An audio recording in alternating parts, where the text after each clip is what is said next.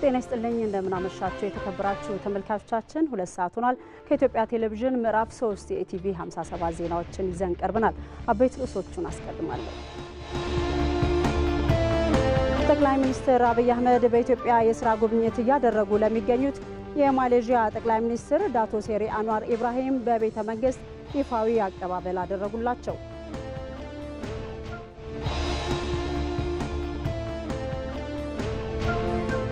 የማሌዥያ ባለሀብቶች በኢትዮጵያ ኢንቨስት እንዲያደርጉ ፕሬዝዳንት ታዬ አጽቀሥላሴ ጥሪ ያቀረቡ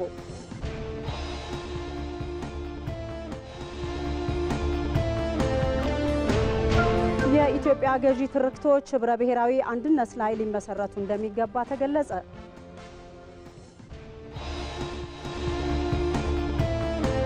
ኢራን ከአሜሪካ ጋር የኒውክሌር ድርድርን ዳግም ለመቀጠል ፈቃደኛ ናት ሲሉ የኢራን ሃይማኖታዊ መሪ አያቶላ ካሚኒ የውጭ ጉዳይ አማካሪ ተናገሩ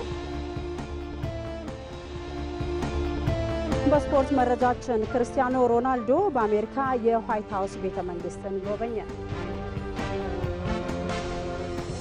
ተመልካቾቻችን ኤቲቪ 57 ዜናዎችን እየመራሁ አልጋነሽ ተካ አብሬያችሁ ቆያለሁ ተመልካቾቻችን የዛሬ ምሽት የኤቲቪ 57 አጀንዳችን ህብረ ብሔራዊ አንድነት ላይ ያተኩራል በዚህ ጉዳይ ላይ ተጨማሪ ማብራሪያ እንዲሰጡን እዚህ ስቱዲዮ እንግዳ ጋብዘናል እንግዳችን በጠቅላይ ሚኒስትር ጽፈት ቤት የዲሞክራሲ ስርዓት ግንባታ ማስተባበሪያ ሚኒስትር ዴኤታ ካሊድ አልዋን ናቸው ስለመጡ እናመሰግናለን በኋላ ላይ ከእንግዳችን ጋር ተመልሰን የምንገናኝ ይሆናል ከኤቲቪ 57 ዜናዎች ጋር አብራችሁን ቆዩ የሀገር ጉዳይ ዛሬ ምሽት ወደብ ሸቀጥ ነው ማለት እንችላለን ወይ ጥያቄው በወደብ ደረጃ የሚመለስ ጥያቄ አይደለም ይሄ ጥያቄ ሲሪየስ ጥያቄ ነው የእጅ መጠቋቆም ብቻውን አይበቃም የባህር በር ጉዳይ ከፖለቲካ ጥያቄ አልተሻገረም ወይ የኤርትራን የኮሎኒያል ቅኝ ግዛት የሚለው እኔ ተረት ነው ቀኝ አልተገዛ ነውኛስ ቀኝ ተገዢ የሆኑ ሀገራት የቀኝ ግዛት ስምምነትን ሊቢቀበሉ ኦኬ ተገዝተው ነበር እኛ ያለ መገዛታችን ትሮፊ ምንድነው እዛ ውስጥ ኤግዛክትሊ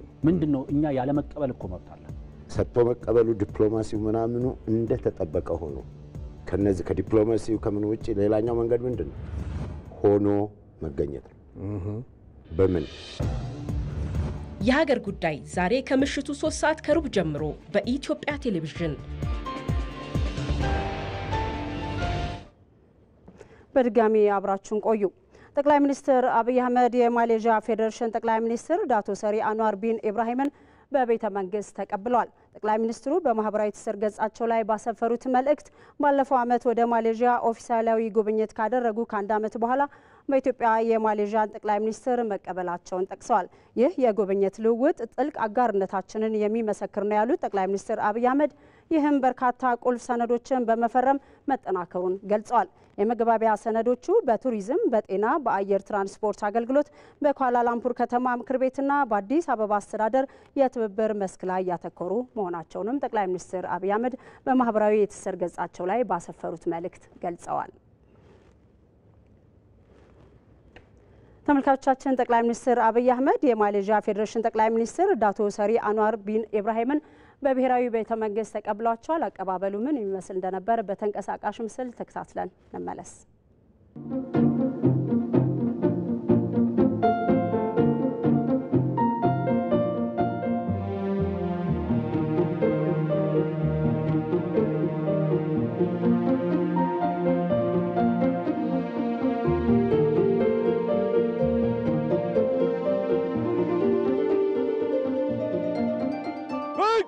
ክቡር ለማሌዥያ ጠቅላይ ሚኒስትር አብረት አለፈ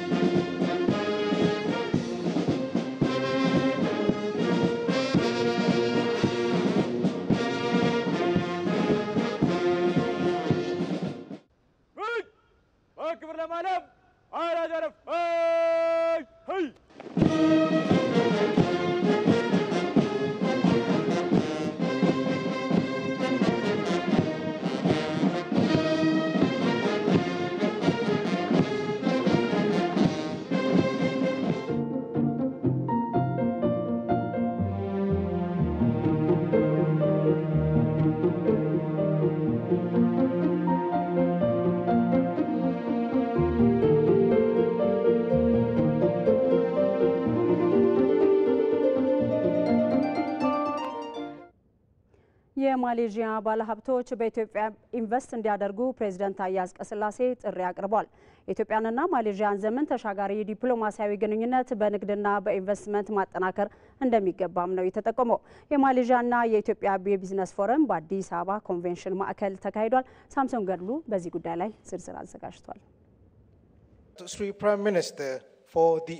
ካለፉት 60 ዓመታት ወዲህ ወደ ኢትዮጵያ ጉብኝት ያደረጉ የመጀመሪያው የማሌዥያ ጠቅላይ ሚኒስትር የሆኑት አንዋር ቢን ኢብራሂም ከኢፌዴሪ ፕሬዝዳንት ታዬ አጽቀሥላሴ ጋር በመሆን በሁለቱ ሀገራት የቢዝነስ ፎረም ላይ ተካፍለዋል። በፎረሙ ላይ ንግግር ያደረጉት ፕሬዝዳንት ታዬ አጽቀሥላሴም የሁለቱ ሀገራት ዘመናትን የተሻገረ ዲፕሎማሲያዊ ግንኙነት ወደ ላቀ ደረጃ በማሳደግ ረገድ የጠቅላይ ሚኒስትሩ የኢትዮጵያ ጉብኝት ሚናው የጎላ ነው ብለዋል።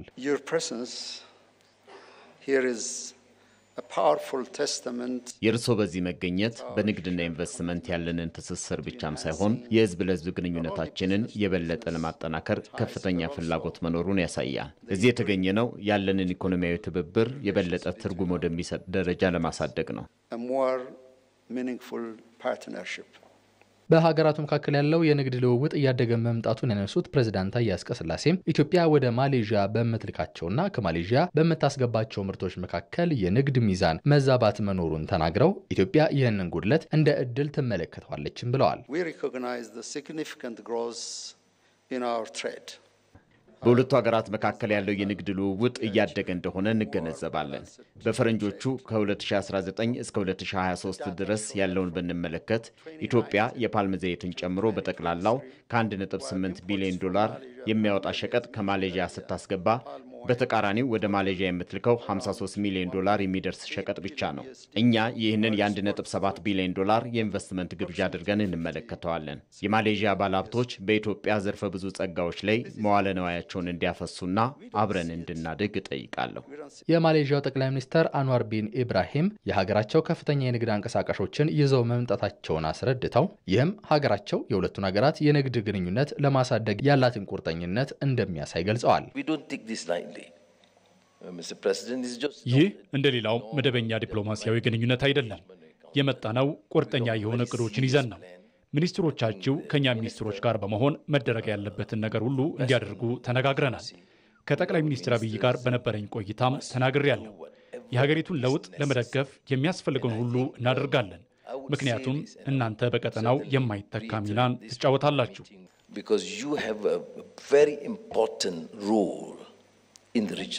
በቢዝነስ ፎረሙ ላይ ለተገኙ የማሌዥያ ኩባንያዎች ኢትዮጵያ ያላትን የኢንቨስትመንት አማራጮችና መልካም ዕድሎችን በተመለከተ ገለጻ ተደርጎላቸዋል።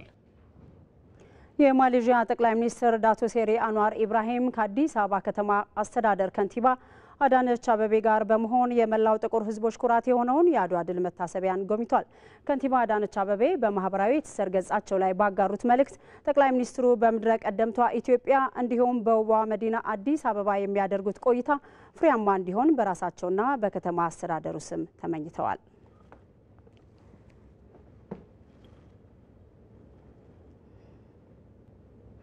ተመልካቾቻችን የማሌዥያ ጠቅላይ ሚኒስትርና የአዲስ አበባ ከተማ አስተዳደር ከንቲባ አዳነች አበቤ በአድዋ መታሰቢያ ያደረጉትን ጉብኝት በተንቀሳቃሽ ምስል ተከታትለን እንመለስ።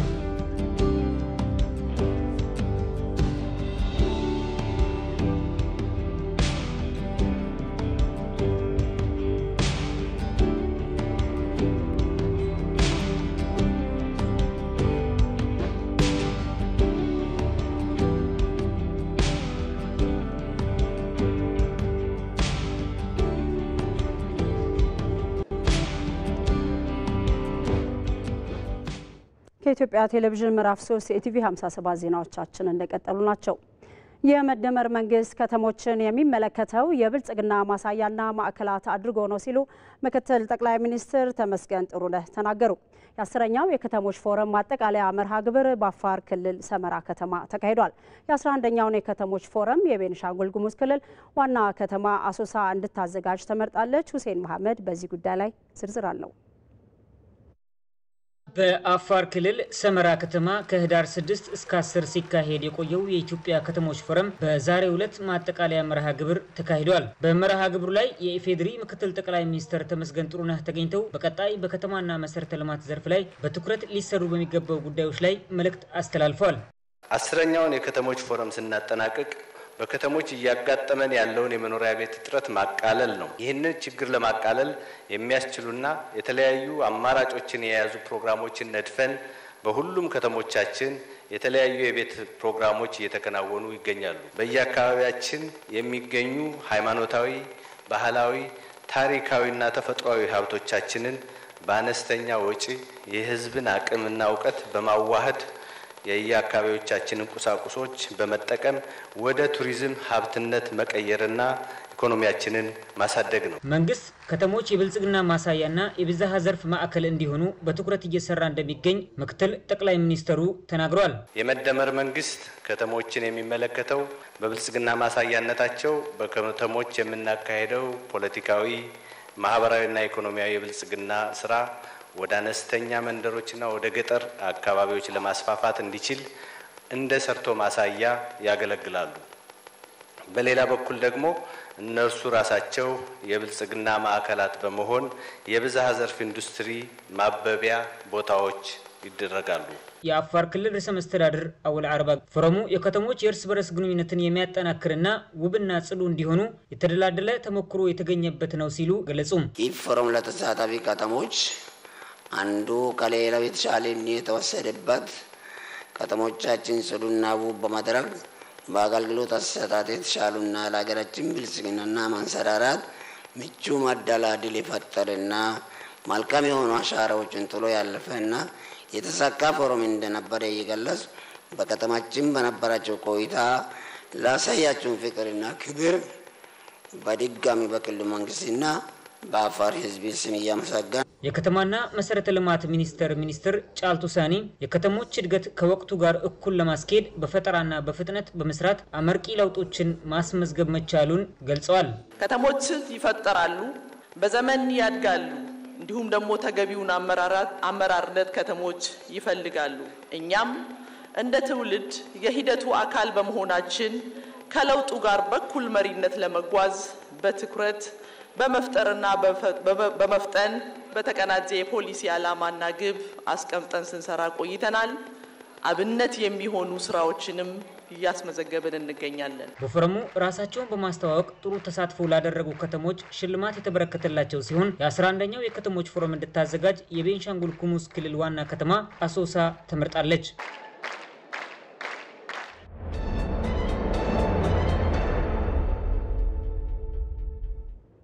ወደ አጀንዳ ዘገባችን ተሻግረናል። የኢትዮጵያ ገዢ ትርክቶች ህብረ ብሔራዊ አንድነትና ሊመሰረቱ እንደሚገባ ተገለጸ።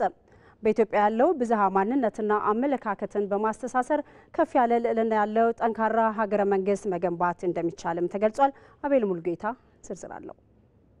ሀገር በጠንካራ መሰረት ላይ የሚገነባበት አግባብ ብዙ መልክ አለው።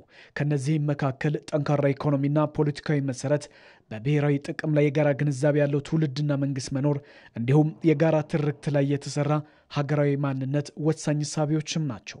ለዚህም አይነት ሀገራዊ ልዕልና ለመብቃት ደግሞ አስቀድሞ ህብረ ብሔራዊ አንድነት ሊኖር ግድ ይላል። ይህም እውነትን የያዘ አግላይ ያልሆነ በህብረ ብሔራዊ አንድነት ያጌጠ ብዙ ሆኖ አንድ ሆኖ ብዙ የሆነ በጠንካራ ሀገራዊ መግባባት ላይ የቆመ ህዝብና ሀገር መሆንንም ያረጋግጣል። ነገር ግን በነጠላና በአግላይ ትርክት ላይ የሚገነባ ሀገራዊ ማንነት ኢትዮጵያን በታሪኳ ብዙ ውጣ ውረድ እንድታልፍም አድርጓል። ለአብነትም ኢትዮጵያ ከ1960ዎቹ ጀምሮ በኢትዮጵያ ፖለቲካ ጽንፍ ላይ የቆሙ ፍጹም የአንድነትና ልዩነት እሳቤዎች ሀገሪቱን ሲፈትኗትም ኖሯል። ብዝሃነት ሀብት ነው። እኔ ያለኝ እውቀት ሌላው ካለው እውቀት ጋር ሲዳመር የሚፈጥረው አቅም ማለት ነውና ያንን ሊያስተናግድ የሚችል አሰራር እንደ አገር ነበረው ከአሁን በፊት ከተባለ አልነበረም። በተለይ ደግሞ በኢህአዴግ ዘመን የመጣው ብሔር ብሔረሰቦችን ታሳቢ ያደረገ ፌዴራል ስርዓቱ ጫፍና ጫፍ የረገጠ ስለነበረ ህዝቦችን ወደ አንድ አምጥቶ ሊያስተሳስር የሚችል አገራዊ ግንባታ ላይ ትልቅ ክፍተትና ችግር ነበረበት። አሁን ላይ ያለው ብሔር ብሔረሰቦች ራሳቸውን እያስተዳደሩ አዘሴም ታይም ደግሞ ወደ አንድ መድረክ የሚመጡበት በአንድ አገር ጥላ ስር ሆነው አገራቸውን እንዲነገነቡ ትልቅ ስራ እየተሰራ ነው ያለውና ይሄንን የማስቀጠል የሁሉም ኃላፊነት ነው ብዬ ነው የማስበው። ነገር ግን በዘመናት መካከል ደግሞ ኢትዮጵያውያን ህብረ ብሔራዊ አንድነትን አጉልተው አድምቀውና አንድነታቸውን አስቀድመው ሀገራቸውን ከጠላት የታደጉበት የወል ታሪካቸው ለዘመናት የከተቡት አድዋ የሚባል ግዙፍ ዓለም አቀፋዊ ታሪክም አላቸው። የኢትዮጵያ ታሪካዊ ተጋድሎች በህብረ ብሔራዊ አንድነት የተከወኑ የጋራ ውጤቶችም ናቸው። ወዲህ በአሁኑ ዘመን ደግሞ ኢትዮጵያውያን የኢኮኖሚ ሉዓላዊነትና በራስ የተፈጥሮ ሀብቶች የመልማት መብትን በማሳካት ረገድ ህዳሴ ግድብን የመሰለ አስገራሚ ተግባር በዓለም ፊት በአንድነት ድንቅ ስራቸውን የገለጡበትም ነው። እንዲህ በህብረ ብሔራዊ አንድነት የሰሩት ታሪክ አሁን በጽኑ መሰረት ላይ ለሚገነባ ሀገረ መንግስት ጡብ የሚሆን የጋራ አሻራቸውም ነው። ድር ቢያብር አንበሳ ያስር ይሉት አባባል ያላቸው ኢትዮጵያውያን ዛሬ ላይ እንደ ድር አብረው ቆመው ጠንካራ ሀገረ መንግስትን እውን ለማድረግም ደፋ ቀና እያሉም ይገኛሉ። የአንድ ሀገር ዜጎች በጋራ የሚሳተፉበትና የሚጠብቁት ብሔራዊ ጥቅም ሲኖራቸው ለዛም በአንድነት ሲሰሩ የሀገርን ሉዓላዊነት በኢኮኖሚም ሆነ በወታደራዊ ዘርፍ ዳር አድርሰው ሀገርን ከከፍታው ማማ ማስቀመጥም ይችላሉ። በገዢ ትርክቶች ተንተርሶ በዚህ አግባብ የሚገነባ ሀገር ደግሞ ሁሉን ያሳተፈ ሁሉንም ያካተተ በብዝሃ ማንነት በጠንካራ አንድነት የተዋጀ ሀገርንም ይፈጥራል። እንደ ሀገር ያለው ሐሳብ አልቦ ፖለቲከኛነት የታሪክ ስንጥቃትና ክፍተቶች ላይ ጥላቻና ከፋፋይ አሊያም ነጠላ ትርክቶችን በማጉላት ልዩነቶችንና ጥላቻን ብቻ በመስበክ ብዝሃ ማንነትን የልዩነት ምንጭ የሚያደርግም ነው። በመደመር መንግስት መጽሐፍ ላይ እንደተከተበው በተለይም ሀገር በሐሳብ አልባ ፖለቲካ ሲፈተን ዓለም አቀፍ ግንኙነቱና ተደማጭነቱ እየቀነሰ ብሎም ለውጭ ኃይሎች ጣልቃ ገብነት የሚጋለጥ መሆኑም ተመላክቷል። እንዲሁም ሉዓላዊነትና ብሔራዊ ጥቅምን ማስጠበቅ የማይችል ሀገር እንዲፈጠርም ያደርጋል። ይህ ደግሞ በሀገር ሉዓላዊነትና ብሔራዊ ጥቅም ላይ የራሱን ፍላጎት የሚተውንና የሚተገብር ባዕዳንና ባንዳንም ያበዛል። ኢትዮጵያ በታሪኳ በሺዎች ዓመታት የምትልቃቸው ሀገራት ዛሬ ላይ በገዢ ትርክት ላይ መሰረት አድርገው ልዕለ ሀገርን መስርተዋል። ብዝሃ ማንነት፣ ብዝሃ ባህል፣ እምነት፣ አመለካከትና የተፈጥሮ ሀብት ብሎም ከ120 ሚሊዮን በላይ ህዝብ ያላት ኢትዮጵያ በብሔራዊ ትርክት በማስተሳሰር በሁሉ ዘርፍ ከፍ ያለ ልዕልና ያላት ሀገርን ለመገንባት የሚደረገውን የታሪክ ክስተት ሁሉም ዜጋ የበኩሉን ሚና ሊወጣም ይገባል። በተለይ ብዝሃነት ለአንድ ሀገር ጸጋ እንጂ ዕዳ ለመሆኑንም በመረዳት ሀገርን ወደ ተሻለ ደረጃ ማሳደግ እንደሚገባም ምሁራንም ያነሳሉ።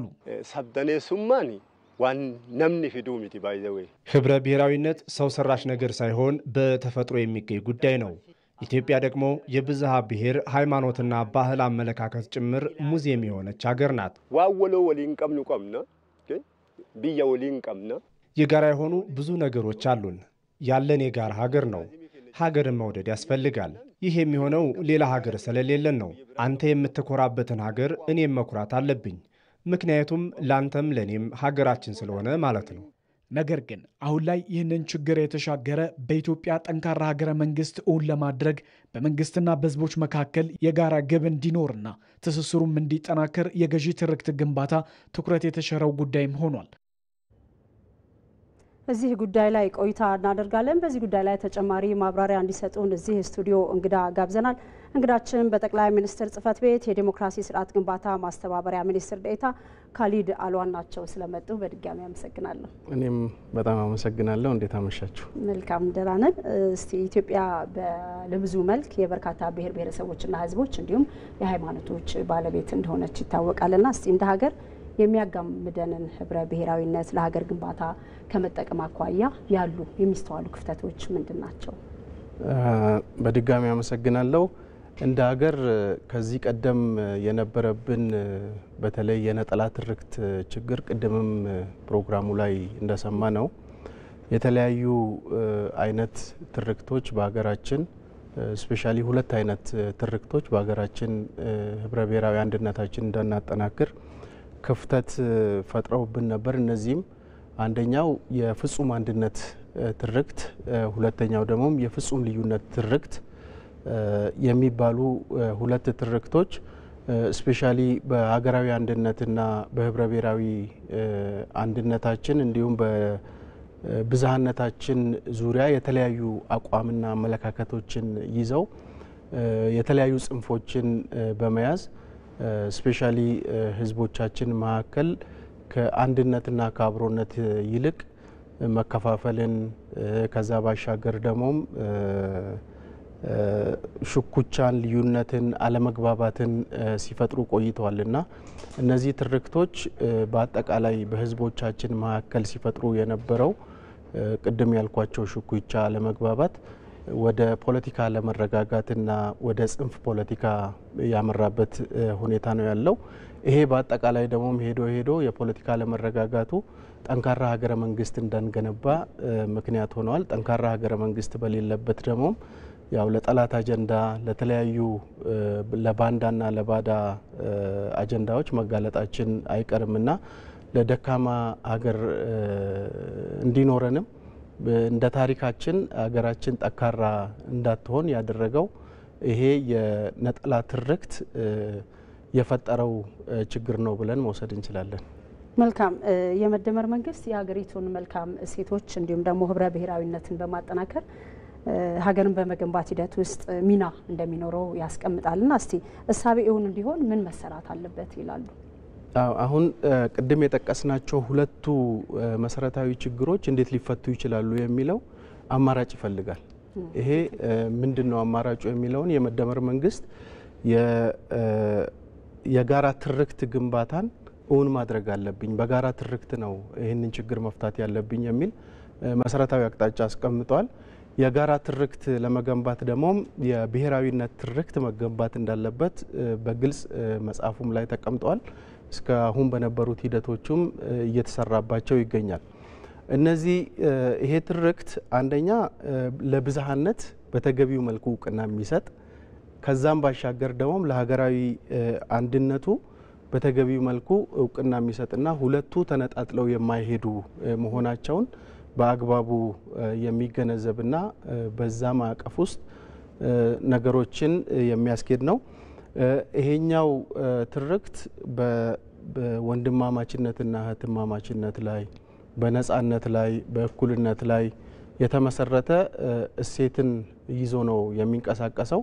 ከዛ ባሻገር ደግሞ ይሄንን እውን ለማድረግ የመደመር መንገድ በተለይ ቅድም ስናነሳ የነበረው ችግር የሽኩቻ ያለመግባባት የልዩነትን በትብብርና በፉክክር መካከል ሚዛን ጠብቆ በመደመር መንገድ ይህንን እውን ለማድረግ ጥረት ይደረጋል።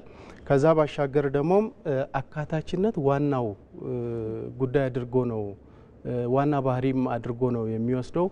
ምክንያቱም በዚህ ሀገር ግንባታ ውስጥ ማንም ሰው የሚገለልበት ማንም ቡድን ወይም ብሔር ወይም ብሔረሰብ የተለያዩ የሃይማኖትም ሊሆን ይችላል ማንም ሳይገለል ሁሉም ተካቶ በሀገራዊ ግንባታ ውስጥ የራሱ ሚና የሚወጣበት አካሄድን ነው የሚከተለው።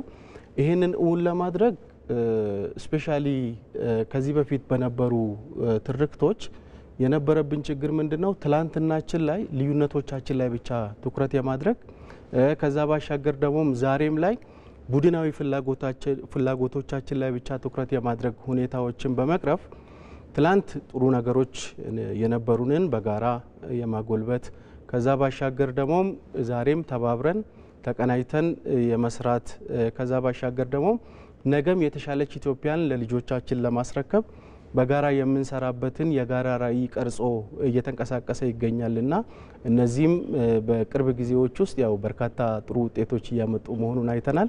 ይሄ እንደ መፍትሄ ይሄ መሆኑ ደግሞ ህዝብና መንግስት ተቀራርቦ እንዲሰሩ ያደርጋል። ከዛ ባሻገር ደግሞ ይሄ ምን ያመጣል? ጠንካራ ሀገረ መንግስት እንዲገነባ ምቹ ሁኔታ ይፈጥራልና ጠንካራ ሀገረ መንግስት ተገነባ ማለት ደግሞ ጠንካራ ኢትዮጵያ እውን ትሆናለች ማለት ነው። እውነት ነው። መልካም።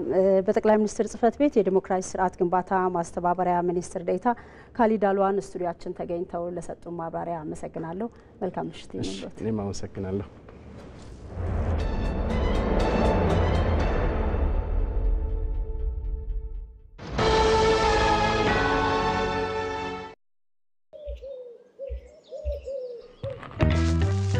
ቆይ አንዴ እንዳትሄድ ጠብቀኝ። የሲቪ ቪዛ ካርድ አዝዤ መምጣት ብቻ ነው።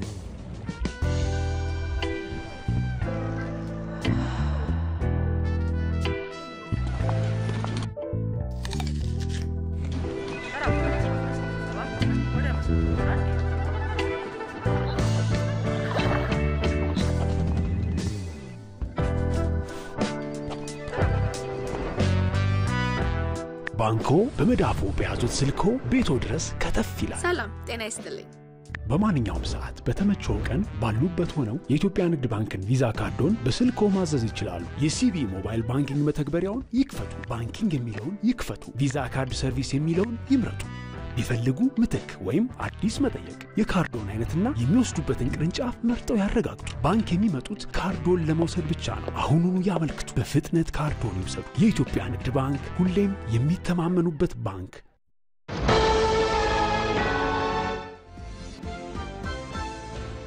ሚዲያ በሀገር ግንባታ የነገው የአዲስ ቀን የዜና መሰናዶ የሀገር ጉዳያችን ነው። ሚዲያ በሀገረ መንግስት ግንባታ በህብረ ብሔራዊ አንድነት መጎልበትና በጋራ ትርክት ግንባታ ሂደት ውስጥ ያለው ሚና ጉልህ እንዲሆን ይጠበቃል። ከዚህ ተቃራኒ በሆነ መንገድ በመራመድ ደግሞ ሚዲያ አብሮነትን በመናድ ለጥፋትም ሲውልም በበርካታ አጋጣሚዎች ተስተውለዋል። ታዲያ ይህን የተሳሳተ መንገድ በማቃናት የጋራ ትርክትን በመገንባትና ብሔራዊ ጥቅምን በማስጠበቅ ሂደት የሚዲያ ሚና ከፍ ያለ እንዲሆን እንደሚገባው ምሁራን ይገልጻሉ። ኢቲቪ በነገው የአዲስ ቀን መሰናዶ የሀገርን ብሔራዊ ጥቅም የሚያረጋግጡ ስራዎችን በማገዝ ረገድ የሚዲያው አስተዋጽኦ ምን ሊሆን ይገባል የሚለውን እያነሳ ቆይታ ያደርጋል። ከ1 ሰዓት እስከ 3 ሰዓት በሚኖረው ቆይታም እንግዶችን በዚህ ጉዳይ ላይ ጋብዞ ተጨማሪ ዘገባዎችን ይዞ ይጠብቃቸዋል። አዲስ ቀን ምዕራፍ 3 የኢቲቪ 57 ዜናዎቻችን ቀጥለዋል። ኢትዮጵያውያን በአብሮነት በመተሳሰብ ለጋራ ህልም በመስራት ሁለንተናዊ ብልጽግናን በማረጋገጥ ለሀገር ልዕልና መስራት እንደሚገባቸው ይገለጻል። ህብረ ብሔራዊ አንድነትን በመገንባት የሀገር ልዕልናን የማረጋገጥ ጉዞ በሁሉም ዘርፍ ተጠናክሮ መቀጠል እንደሚኖርበትም ይታመናል። ምንተስኖ ሲልማ በዚህ ጉዳይ ላይ ዝርዝር አዘጋጅቷል። ኢትዮጵያ ትላንት ከራሷ አልፋ ድንበር ተሻግራ ወታደር ልካ ሰላም ያስከበረች ማህፀነ ለምለም ስለመሆኗ ታሪክም እውነታም ነው። ሀገር የአፍሪካ የነጻነት ቀንዲል የአድዋ ድል ባለቤት ሆና ስታበቃ እንዴት ብርቱ ክንዷ ዝሎ ለምጽዋት ተዘረጋ? ስለምንስ ሌማቷና ጓዳዋ ጎሎ ከሁለንተናዊ የልዕልና ከፍታ ወርዳ ለጥቃቅን ነገሮች እጅ ሰጥታ የስልጣኔ ብኩርናዋ በድህነት ተቀየረ የሚለው የብዙዎች የኢትዮጵያውያን የቁጭት ጥያቄ ነው። የአድዋ ልጆችን ለኢትዮጵያ ልዕልና እንዳይተጉ ከጋረደ ድካም የማንቂያ ደውል ከስንፍና መላቀቂያ ምልክት ለአንዲት ሀገር የሚከፈል ውድ የፍቅር ስጦታ የሆነው የትውልዱ ቁጭት የትላንቱን ሀዘን የዛሬውን ብሶት ረስቶ ነገን ለማሳመር በአዲስ ጉልበት እንደገና ለመቆም ምክንያት ሆኗል። ከአድዋ እንማር ስንል ምን ለማለት ነው? ያ ኮሚትመንት የመጨረሻ ለሀገር የተከፈለ የሀገር ፍቅር መገለጫ ጥጉ ነው። የአድዋ ጀግኖች ልጆች ሆነን የልጅ ልጆች ሆነን ወራሽ ሆነን አሁን ለኢትዮጵያ ሉዓላዊነት ለመናገር ለመስራት ለመተባበር ለምን ደከመ? ኢትዮጵያ እናታችን አይደለችም? አገራችን አይደለችም? ለእናት ሀገር ይሄ ይገባል ወይ? ይህ ኢትዮጵያን ወደ ጅምር ታላቅነቷ የሚመልስ ልዕልናዋን የማረጋገጥ የታላቅ ሕልም ጉዞ ወርቅ በእሳት እንደሚፈተን በአንድ በኩል ትንፋሽ በሚያሳጥር አዲስ ተስፋ ሰንቀው ለላቀ ድል ሌት ተቀን ደፋ ቀና የሚሉ እልፍ አእላፍ የልጆቿን ትጋት ለተመለከተ በኢትዮጵያ ሰማይ ፀሐይ እንዳትጠልቅ ከድህነት ጋር የሚደረግ ትግል ላየ፣ በሌላ በኩል ደግሞ ሀገርን ከአዲሱ የለውጥ መንገድ አደናቅፎ ለማስቀረት እዚህም እዚያም ያሉ እንቅፋቶች ላስተዋለ ያለ መስዋዕትነት ስኬት እንደሌለ ማሳያ እንደሆነ በርካቶች ይስማማሉ። ሀገር ልጆች አንተቅማ የአውሮፓ የዳቦ ቅርጫት የሚል ስምን ባተረፈችው ዩክሬን እንደሆነው ጃፓን፣ ደቡብ ኮሪያና ሲንጋፖር ታላቅ ሀገር የመገንባት ማሳያ ሲሆኑ በአንጻሩ ደግሞ ሀገር በልጆቿ እንደምትፈርስ ሶሪያ፣ የመን፣ ሊቢያን የተመለከተ አንድ አይን ያለው በአፈር አይጫወትም ነውና ጠንካራ ሀገርን የመገንባት ጉዳይ ለድርድር አይቀርብም። ልክ አባቶቻችን በጸረ ኮሎኒ ትግል ደማቸውን አፍስሰው በጋራ በአንድነት ተጋድለው ለአፍሪካ የነጻነት ምሳሌ እንደሆኑት ሁሉ ዛሬ ያለው ትውልድ በህብረት በአንድነት በቀና አእምሮ ቢሰራ ኮሪያ እንዳልነው ሲንጋፖር እንዳልነው ዱባይ እንዳልነው ኢትዮጵያ ይባላል። በዓለም ላይ ትክክለኛ ቦታዋን ትይዛለች። ከዓለም ወደ ኋላ ለመቅረቷ ምክንያት እንዳይኖራት ተደርጋ የተፈጠረች እስኪመስል ድረስ ብዙ ጸጋን የተቸረች ሀገር ኢትዮጵያ የተፈጥሮ ሀብቷን ከከርሰ ምድር ጸጋዎቿ ጋር አስተባብራ ብትሰራ የተፈጥሮ ሀብታም የልማት ደሃ የሚለውን አሮጌ ተረት ለመቅበር ከኢኮኖሚያዊና ፖለቲካዊ ጥገኝነት ተላቆ ከዓለም ጋር ተወዳዳሪ የሚያደርግ የእውቀት ጉልበት የኢትዮጵያን ልዕልና ለማረጋገጥ ሁለንተናዊ ብልጽግናን ለማብሰር መሻገሪያ መንገድ እንደሆነ ይነገራል። ነገር ግን የተቀደሰ ዓላማን መያዝ አሊያም መልካም ርዕይን መሰነቅ ብቻውን ወደምንፈልገው ሁለንተናዊ ልዕልና ስለማያደርስ ያጋጠሙ ዕድሎችን በመጠቀም ፈተናዎችን በማለፍና በትጋት በመስራት ከጊዜ ጋር መሽቀዳደም የውልውነት በመሆኑ መጪው ትውልድና አዲስቷ ኢትዮጵያ የሐሳብ መነሻና የፈጠራ መፍለቂያ በመደመር መንግስት እሳቤ የእድገት ምህዋር በመግባት ካለንበት ሁኔታ መስፈንጠሪያ መንገድ የማትደፈር ሀገርን መገንባት የማንረዳ የማንለምን ግን የምንረዳ የኢትዮጵያ ህልውና ጥያቄ ውስጥ የማይገባ ልጆቻችን በተሻለ ሀገር ስደት ቀንሰው የሚኖሩባትን ኢትዮጵያ ለመፍጠር አበክረን እንሰራለን። የሀገርን ልዕልና እውን ለማድረግ ብሔራዊ ጥቅምን የሚያስከብሩ ዘመናዊ ሽሬ ተቋማትን መገንባት ወቅቱ የሚጠይቀው ጉዳይ ሆኗል። በዚህም በኢኮኖሚ፣ በፖለቲካ፣ በውትድርና ሳይንስ፣ በመሰረተ ልማትና በማህበራዊ አገልግሎት ዘርፍ የተገነቡ ተቋማትን ማጠናከር ለሀገረ መንግስት ግንባታ ፋይዳው የጎላ መሆኑ ይጠቀሳል። ለአብነት ኢትዮጵያን ቀና የማድረግ ርዕይን አንግቦ 90 ዓመታትን የተሻገረው ኢቢሲ በሁሉም ሚዲየሞች የሀገርን ብሔራዊ ጥቅም የሚያስጠብቁ የአጀንዳ ጉዳዮችን ቀዳሚ በማድረግ ትውልድ የመገንባት ሚናውን ታሪክ፣ ባህልና ተፈጥሮ ህብራዊ ቀለም ያለበሷትን ሀገር ህልሙን በራሱ እውን ማድረግ የሚችል በሀገሩ ሉዓላዊነት የማይደራደር ትውልድን ለመገንባት ከተናጠል ሩጫ በተደመረ ጉልበት ሁለንተናዊ ብልጽግናን እውን የማድረግ ጉዞ በኢትዮጵያዊ መልክ ለኢትዮጵያውያን ልዕልና እየተጋ ይገኛል። የቄለም ወለጋ ዞን አስተዳደር አርሶ አደሮችን ከማር ምርት ተጠቃሚ ለማድረግ እየሰራ መሆኑን ገለጸ። አርሶ አደሮቹ የማር ምርት ተጠቃሚ እንዲሆኑ ለማስቻልም 108,000 ዘመናዊ የንብ ቀፎዎችን እያከፋፈለ መሆኑን የቄለም ወለጋ ዞን አስተዳደር ገልጿል። ኤጂያ እንጂፈታ ዝርዝር አላት። በቄለም ወለጋ ዞን አርሶ አደሮች ባህላዊ የንብ ማነብ ስራን በዘመናዊ አሰራር በመቀየሩ ተጠቃሚ መሆናቸውን ገልጸዋል። የማር ምርታማነት ለማሳደግ መንግስት ድጋፍ እያደረገላቸው መሆኑን ይናገራሉ። ጋጉራ አዳፊ ጋጉራ አመያራ ደምናርገሙ ወምሽርገሙ ከባህላዊና ዘመናዊ ቀፎ የሚገኘው የማር ምርት ከፍተኛ ልዩነት አለው። የማር ምርታማነት በማደጉ ደግሞ እኛም ተጠቃሚ እየሆንን ነው። እንደ ሀገርም ኢኮኖሚውን መደገፍ ያስችላል። ኡንፋራ ዮብን ብሪ ኩማጃ ከግለሰቦች ከ5,000 እስከ 6,000 ብር እንገዛ የነበረውን የንብ ቀፎ መንግስት ድጋፍ አድርጎልን በ1,500 ብር ነው የገዛ ነው። ማር አምርተንም ለቤተሰብ ፍጆታ አውለናል። ለገበያ አቅርበንም በገቢው ተጠቃሚ ሆነናል። የቄለም ወለጋ ዞን የግብርና ጽሕፈት ቤት ኃላፊ አቶ ሙላቱ ወቅጅራ እንደተናገሩት በዞኑ ከዚህ በፊት የማር ምርታማነት ዝቅተኛ ነበረ። በዚህ ዓመት ከ10,000 ቶን በላይ የማር ምርት ለማግኘት እየተሰራ እንደሆነ ገልጾ ለአርሶ አደሮቹም ድጋፍ እየተደረገላቸው መሆኑን ተናግሯል። ጎዲና ከነ ከሰት ሆምሺ ደማ ኑይ አርገቻ ቱሬ በዚህ ዞን ሲመረት የነበረው የማር ምርት በአመት ከ200 ቶን አይበልጥም። በ2017 ግን ከ8600 ቶን በላይ ማር ምርት ተሰርቷል።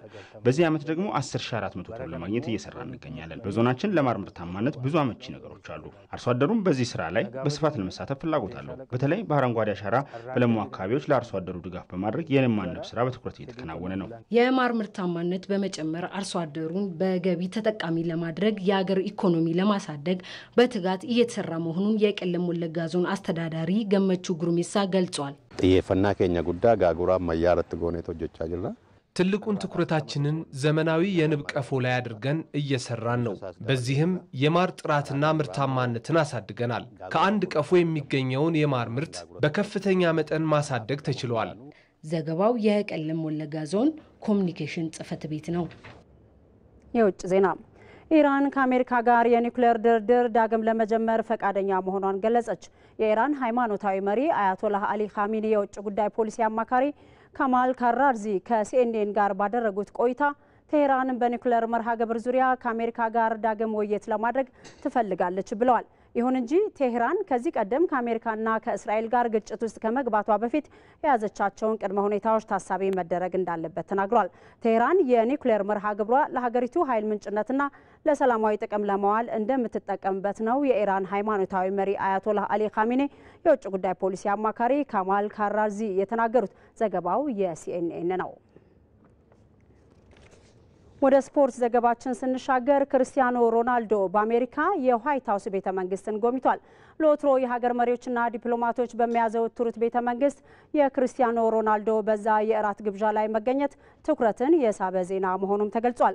ከዓለም ቀዳሚው ቢሊዮነር ኤለን መስክ እስከ ሳውዲው ልዑል ቤን ሳልማን በዕለቱ የትራምፕ እንግዳ ሆነው በዋይት ሃውስ የእራት ግብዣ ላይ ቢገኙም የብዙዎችን ቀልብ የሳበው ግን በ40 ዓመቱ ጉልበቱ ያልከዳው የእግር ኳሱ ኮከብ ክርስቲያኖ ሮናልዶ ነው። የዩናይትድ ስቴትስ ፕሬዚዳንት ዶናልድ ትራምፕ በሳውዲ እግር ኳስ ሊግ የደመቀውን ሮናልዶን ማስተናገድ ትልቅ ክብር ነው ሲሉ ከዝግጅቱ በፊት ተናግረው ነበር። አንድ የዋይት ሃውስ ባለስልጣን ደግሞ ሮናልዶ በዋይት ሃውስ እንደሚገኝ ቀደም ብሎ ማረጋገጫ የሰጡ ቢሆንም ነገር ግን የቢን ሳልማን ይፋዊ ልዑክ አካል ስለመሆኑ አልተናገሩም ነበር። የሳውዲን ፕሮ ሊግ በሚገባ ያነቃቃላቸው ልዑል ቢን ሳልማን ሮናልዶን ከጎናቸው አድርገው እራቱን ታድመዋል። ትራምፕ በእራት ግብዣው ለተሰበሰቡት እንግዶች ልጄ የሮናልዶ ዋነኛ አድናቂ ነው ሲሉም ተደምጧል። ይህ ጉዞ ሮናልዶ እንደ አውሮፓውያኑ ከ2016 ወዲህ በአሜሪካ ያደረገው የመጀመሪያው ይፋዊ ጉብኝት ሆኗል። የተከበራችሁ ተመልካቾቻችን በሶስት ምዕራፍ ወደ እናንተ ሲደርስ የነበረው የረቡዕ ምሽት የኢቲቪ 57 ዜናችን በዚህ መልኩ ተጠናቋል። ዜናዎችን ወደ እናንተ እያደረስኩ ባልጋነሽ ተካ አብሬያችሁ ቆይቻለሁ። ስለተከታተላችሁ እናመሰግናለን።